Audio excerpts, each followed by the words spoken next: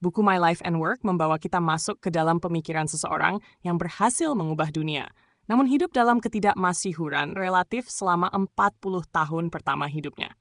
Masa sepanjang itu digunakan untuk mengembangkan keterampilan, baik personal maupun mekanis, yang kemudian menjadi fondasi bagi sebuah perusahaan raksasa yang ia dirikan. Ford adalah sosok langka, seorang penemu yang kemudian memproduksi massal hasil temuannya sendiri. Jika Anda pernah merasa putus asa karena memiliki gagasan tentang suatu produk atau layanan yang dikatakan tidak memiliki pasar, ingatlah komentar Ford bahwa tidak pernah ada pasar untuk barang-barang baru. Ia memandang ketakutan sebagai akibat dari ketergantungan pada orang lain dan pada keadaan, dan dalam setiap aspek hidupnya.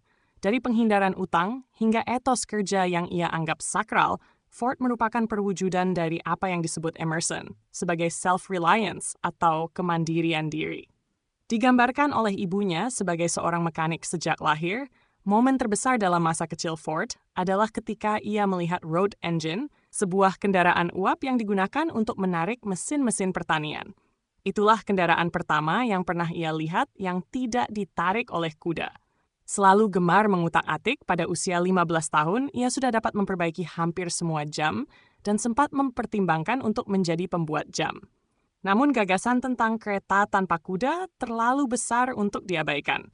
Dan tanpa dukungan ayahnya, Ford mulai membangunnya di bengkel yang ia dirikan di lahan pertanian keluarga. Pada usia 17 tahun, ia mulai bekerja sebagai magang ahli mesin, menyelesaikan masa magangnya lebih cepat dari waktu yang ditetapkan, dan naik pangkat dari waktu ke waktu. Di waktu senggang, ia mengerjakan mesin bensin dan memimpikan pembuatan sebuah mobil universal yang dapat mengangkut orang secara murah dan andal. Pada usia 20-an, ia terinspirasi oleh pertemuan singkat dengan penemu Thomas Edison. Meskipun hampir semua orang pada masa itu mengatakan bahwa listrik adalah masa depan, Edison justru mengatakan kepadanya untuk terus mengerjakan mesin tersebut. Majikan Ford menawarkan kepadanya sebuah promosi besar dengan syarat ia meninggalkan obsesinya itu. Bagaimana reaksinya? Saya harus memilih antara pekerjaan saya dan mobil saya. Saya memilih mobil, atau lebih tepatnya, saya meninggalkan pekerjaan itu karena sesungguhnya tidak ada pilihan yang perlu dibuat. Sebab saya sudah tahu bahwa mobil itu pasti akan berhasil. Saya berhenti dari pekerjaan saya pada 15 Agustus 1899 dan masuk ke bisnis otomotif. Tanpa dana pribadi, Ford bergabung dengan sekelompok investor untuk membentuk Detroit Automobile Company. Ia segera mendapati bahwa mereka lebih tertarik pada keuntungan cepat daripada merekayasa mesin yang lebih baik. Setelah hanya 1 tahun dan 20 mobil, ia mengundurkan diri. 4 tahun kemudian, pada usia 40 tahun, ia mendirikan Ford Motor Company. Modal awalnya sebesar $100,000 dan kali ini Ford memiliki 1/4 saham. Lebih dari 1.700 mobil diproduksi pada tahun pertama dan Model A memperoleh reputasi sebagai kendaraan yang andal. Pada tahun kedua, setelah menyerah pada tekanan rekan bisnis, Ford mengeluarkan 3 model dan menaikkan harga. Perusahaan menjual lebih sedikit kendaraan. Ia menyadari bahwa ia harus memiliki kepemilikan mayoritas agar dapat mengendalikan perusahaan sepenuhnya, dan menggunakan pendapatan dari penjualan untuk meningkatkan sahamnya menjadi lebih dari 50%, kemudian hingga 100%.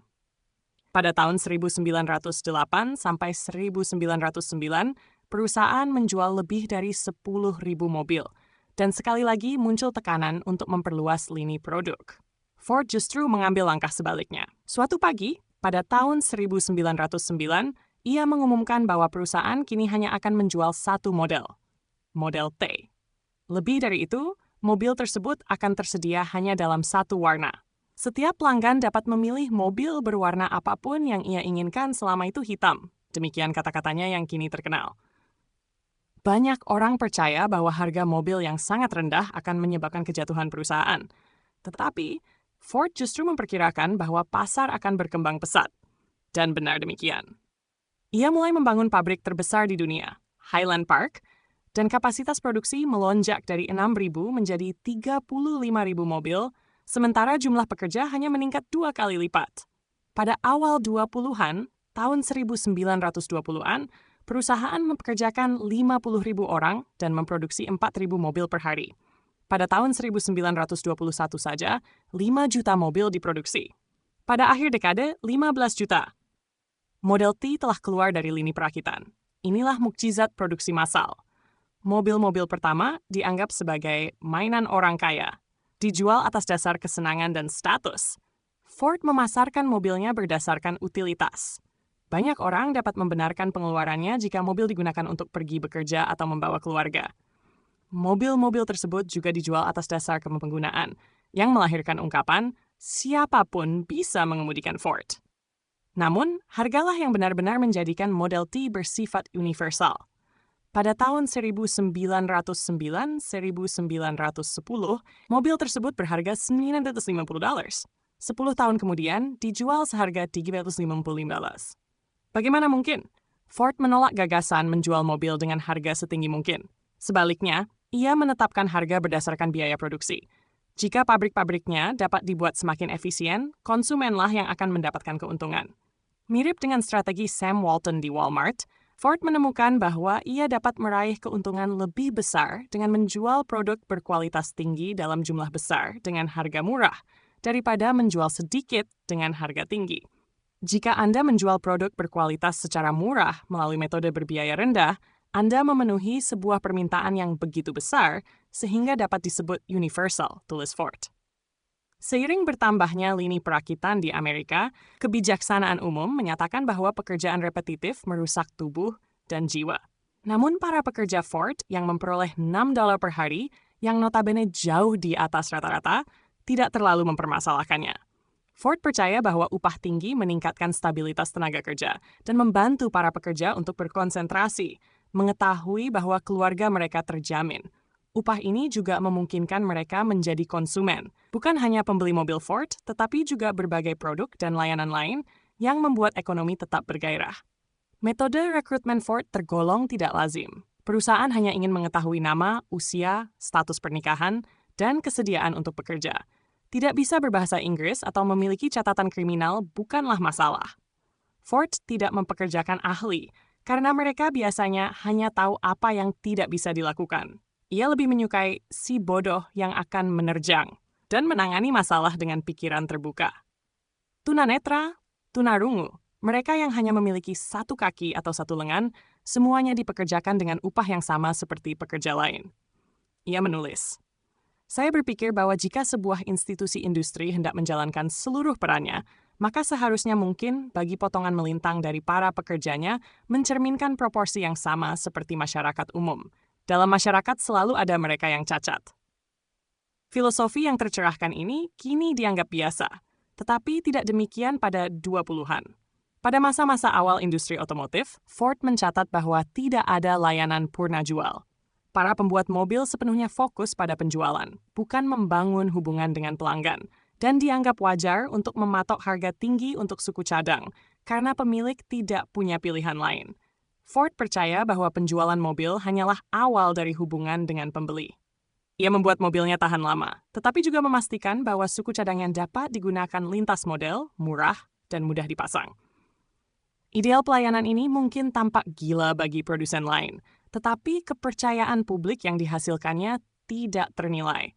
Pengalamannya dengan investor membuatnya tahu bahwa prinsip pengembalian atas dolar seringkali menggagalkan penciptaan perusahaan yang dapat tumbuh menjadi sesuatu yang substansial. Bisnis bukanlah sapi perah. Ia harus menawarkan sesuatu yang membuat hidup lebih baik, dan jika itu tercapai, keuntungan akan mengikuti dengan sendirinya. Tokoh besar abad ke-20 ini memadukan dua karakter yang sering terlihat pada sosok-sosok sangat sukses.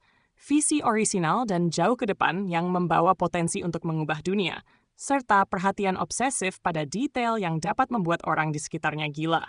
Sisi gelap Ford mencakup mata-mata terhadap manajer dan keyakinannya pada teori konspirasi tentang bankir Yahudi yang mengambil alih Amerika. Ia juga diejek karena ungkapan terkenalnya bahwa sejarah adalah omong kosong. Ini adalah singkatan dari keyakinannya bahwa pendidikan tidak seharusnya berisi hafalan fakta, melainkan mengajarkan orang untuk berpikir lebih baik.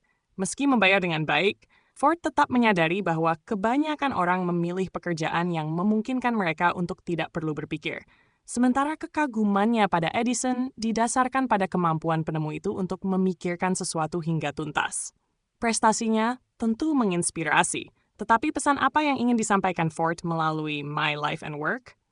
Beberapa komentar di akhir buku tentang konsep kegunaan tampaknya memberikan kuncinya. Ia menasihati agar tidak terlalu khawatir tentang tabungan dan investasi sebagaimana kita memahaminya secara umum. Ia berkata, dan Anda tidak sedang menabung ketika Anda mencegah diri menjadi lebih produktif. Anda justru mengurangi modal akhir Anda. Anda mengambil nilai dari salah satu investasi alam. Memurnikan kemampuan berpikir Anda seharusnya menjadi prioritas investasi. Hal itu selalu memberikan pengembalian terbaik.